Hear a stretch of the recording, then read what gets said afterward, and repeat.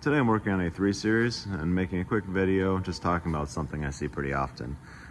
This car has aftermarket lowering springs installed, and they're from a reputable brand. They're iBox. I've seen a lot of different brands, you know, and a lot of people argue, you know, you get into any kind of aftermarket car parts and you have tons of people that are a fan of this brand or that brand, and you know, H&Rs only, or iBox or Tynes or KW, whatever. You know, there's lots of brands, and they basically, you know, a lot of good brands, and they all make nice stuff. But what I've noticed with pretty much every brand I've ever seen is the aftermarket ones don't seem to hold up quite as well as the factory springs. I'm not saying the factory springs are incredible, and what's strange to me is on some of the newer applications, they actually seem like they have a higher failure rate than the ones from 10, 20 years ago. But you can see the coating fails prematurely on these. These are iBox. I'm not talking, you know, smack about iBox springs. They're great. You know, I've put them on a lot of cars, and you know, but the coating actually wears off. Like the powder coating, the process they use is not quite as good as the OEMs. That's all I'm saying.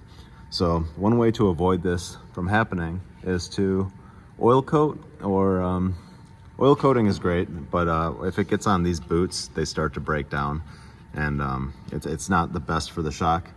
But other products like this kind of thing, this fluid film, you know, you don't have to use this black version. This is for cars that are pretty rusty, you know, makes them look better. But any kind of fluid film, or there's tons of, it's lanolin oil. It's that's the main base here. That's the key, I guess.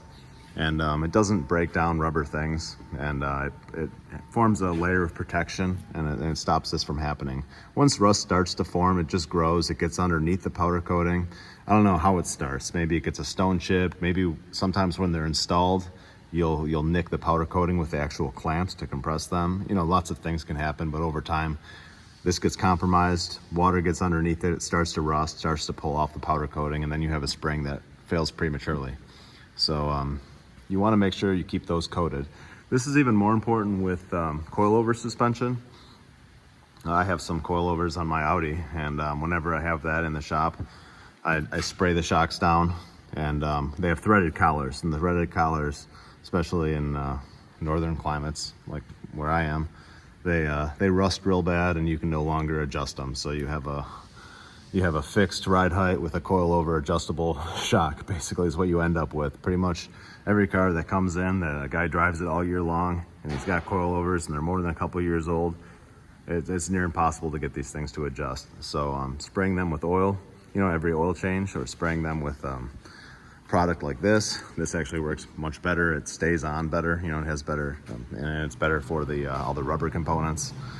And yeah, it's definitely something worth doing. So whenever you got the car in for an oil change, if you have aftermarket springs, spray them with something. Spray them with oil, some kind of protectant, and they will last a lot longer.